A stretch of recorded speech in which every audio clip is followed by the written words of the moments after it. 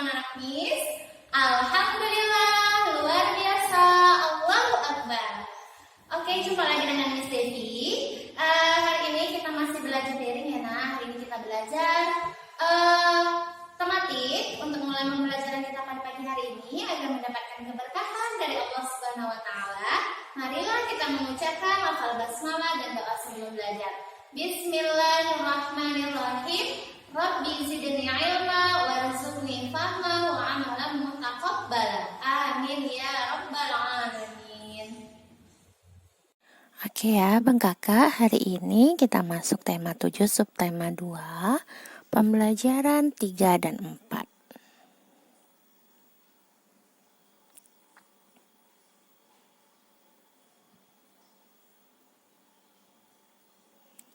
Ini tujuan pembelajaran kita ya Bang dan Kakak.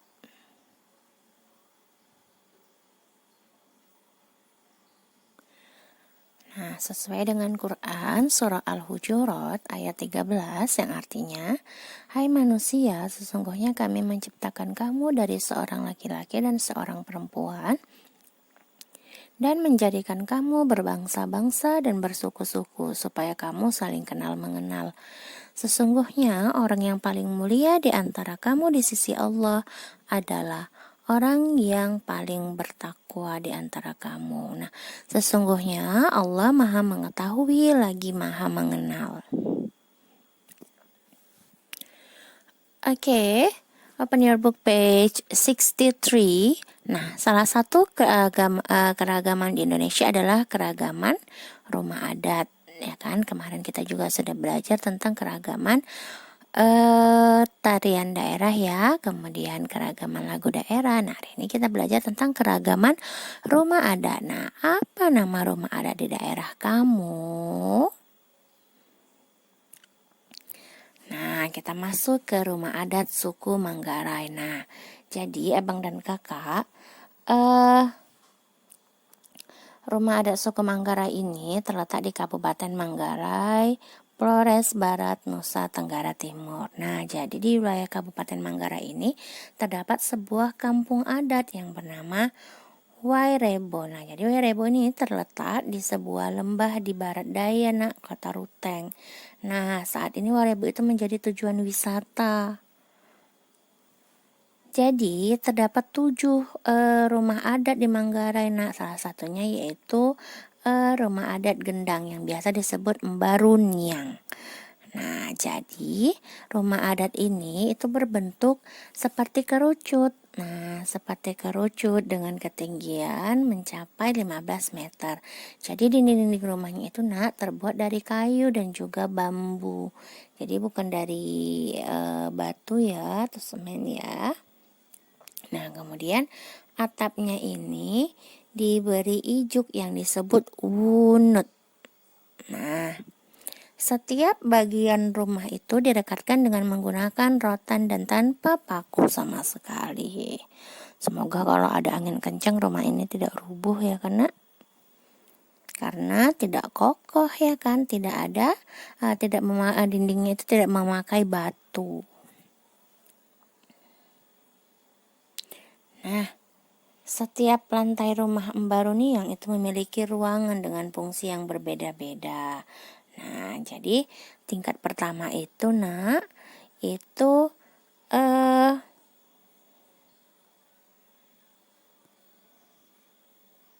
tingkat pertama, tingkat kedua, ketiga, keempat, dan kelima itu berbeda-beda. Jadi tingkat pertama itu dia lantainya itu luntur, kemudian tempat tinggal dan berkumpul dengan keluarga. Kemudian loteng tingkat kedua.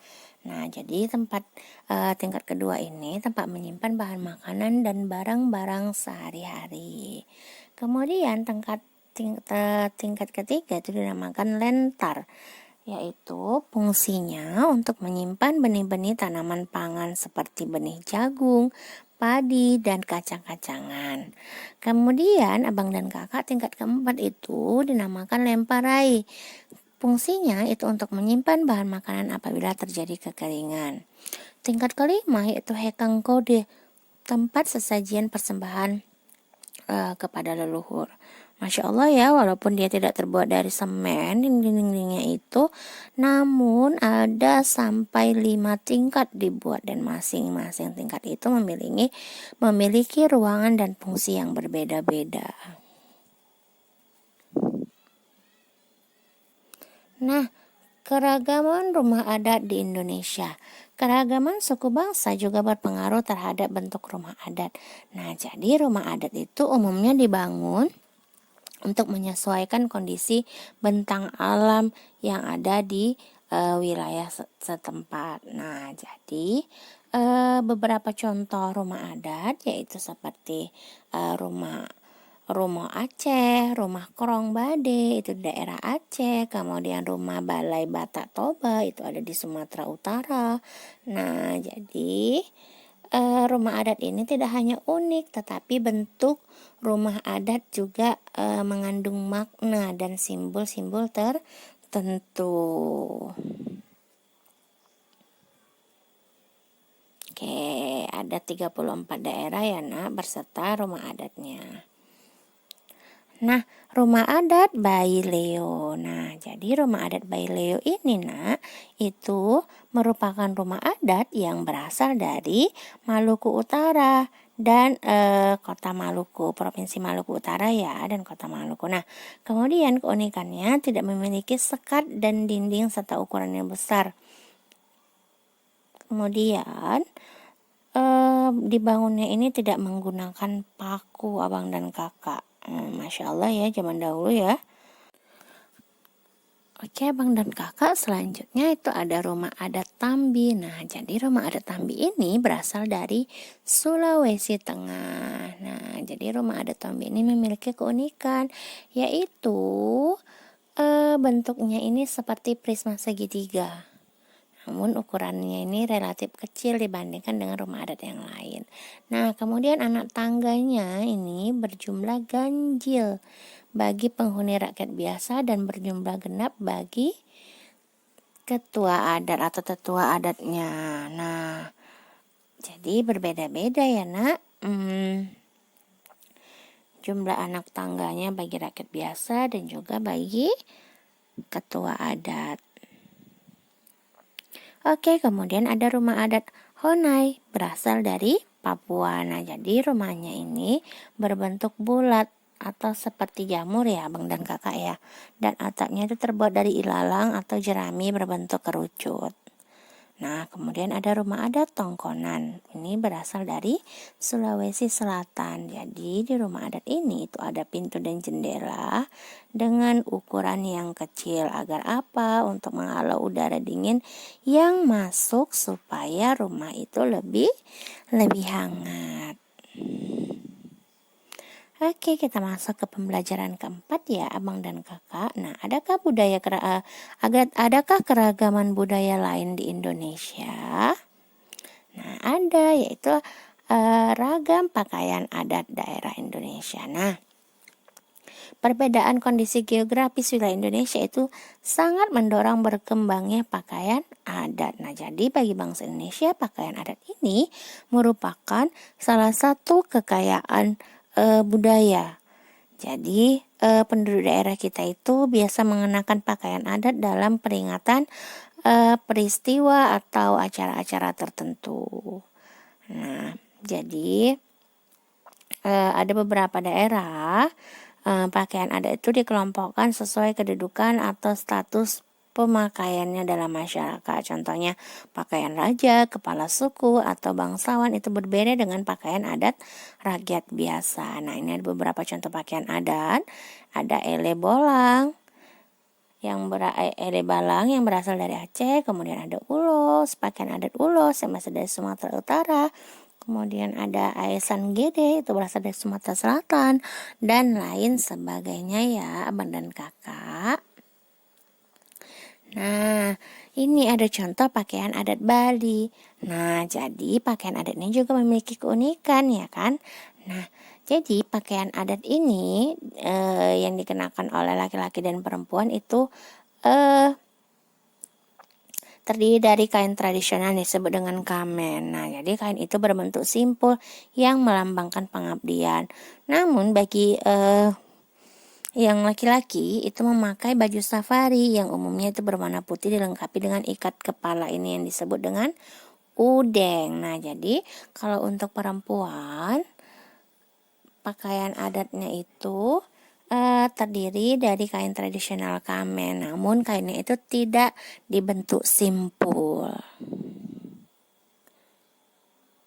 Nah, kemudian ada pakaian adat dari Kalimantan Barat ya, abang dan kakak. Nah, keunikannya yaitu pakaian ini memiliki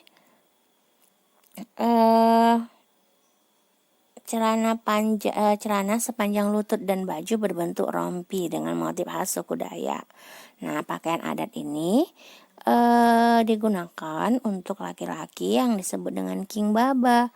Nah, jadi pakaian adatnya ini kalau untuk laki-laki dilengkapi dengan ikat kepala yang memiliki bulu burung enggang gading, abang dan kakak. Nah, pakaian adat suku Dayak yang perempuan itu disebut dengan king bibinge. Nah, jadi perempuan itu mengenakan kain panjang dan baju berbentuk rompi khas suku Dayak dan dilengkapi dengan bulu burung enggang gading. Nah, kemudian ada teks keunikan pakaian adat Minangkabau. Nah, jadi pakaian adat Minangkabau ini disebut dengan Limpape Rumah Nan Gadang. Nah, jadi pakaian adat Limpape Rumah Nan Gadang ini terdiri dari beberapa bagian abang dan kakak. Ada dia berikut ini adalah bagian-bagian dari pakaian adat Limpape, yaitu ada bagian atas adalah penutup kepala berbentuk runcing atau gonjang yang menyerupai bentuk atap rumah Minangkabau ya abang dan kakak. Nah, jadi penutup kepala ini disebut dengan tingkulua. Namun para pengantin itu biasanya memakai hiasan itu yang disebut dengan suntiang. Nah, jadi selanjutnya baju adat itu disebut dengan baju Batabue. Nah, baju ini penuh dengan hiasan benang emas yang melambangkan kekayaan alam Minangkabau. Nah, jadi corak hiasan emasnya ini sangat beragam abang dan kakak. Ada dia yang pada pinggir baju itu ada diberi benang emas dan disebut dengan minse. Kemudian baju bagian bawah itu berupa kain atau sarung yang disebut dengan lamba. Nah, jadi kain dan sarung ini dapat berupa kain tenun atau kain songket. Nah, jadi wanita Minangkabau itu menggunakan selendang dan abang kakak atau disebut dengan selempang seperti ini.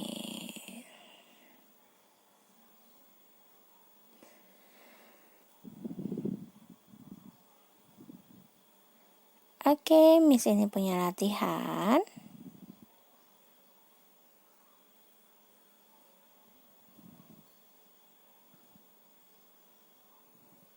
Nah, jadi tuliskan ide pokok dari setiap paragraf. Nah, paragraf yang ini ya, abang dan kakak, di teks yang terakhir. Teks ini ya, keunikan pakaian adat dan wanita Minangkabau. Jadi, abang dan kakak mencari gagasan pokoknya dari sini, dari teks ini.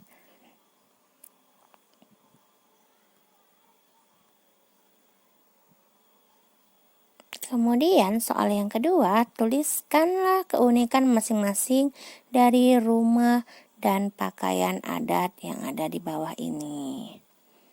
Oke, seperti yang tadi ya contohnya yang Miss buat. Oke, selamat mengerjakan ya abang dan kakak. Oke, abang dan kakak, mungkin hanya ini materi yang dapat disampaikan pada pagi hari ini. Tetap jaga kesehatan, jangan kehilangan sholat 5 waktu ya nak, dan tetap memakai protokol kesehatan dimanapun kamu berada.